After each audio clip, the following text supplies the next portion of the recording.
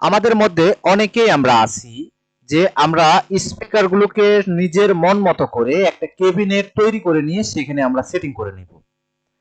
আচ্ছা, কেন আমরা স্পিকার গুলো সেটিং করি কেবিনেট বা খোল বা বাক্সে, এটা একটু বোঝায়া বলি আপনাকে।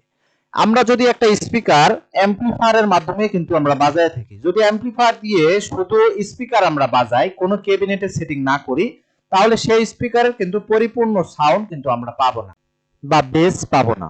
যদি আমরা একটা স্পিকার কেবিনেটে সেটিং করি, মানে খোল বা বাক্সে সেটিং করি, তাহলে কিন্তু সেই স্পিকারের পরিপূর্ণ সাউন্ডটা আমরা কিন্তু বেস পেয়ে থাকবো। তো সেই ক্ষেত্রে আমাদের কেবিনেটের প্রয়োজন হয় এবং কেবিনেট গুলো অবশ্যই আমাদের মন মতো হতে হয়। আর মন মতো না হলেই কিন্তু কেবিনেট গুলো দেখতে সুন্দর হয় না, তাই না?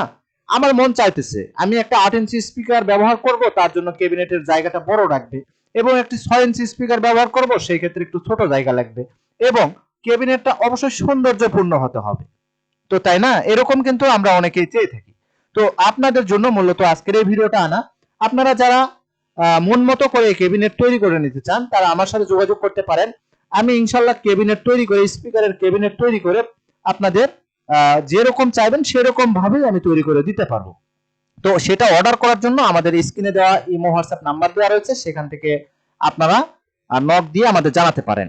আর এই যে খোল বা এই ফুল কমপ্লিট সেটআপটা দেখতে পাচ্ছেন, এটা কিন্তু আমাদের এক কাস্টমার ভাইয়ের জন্য তৈরি করা।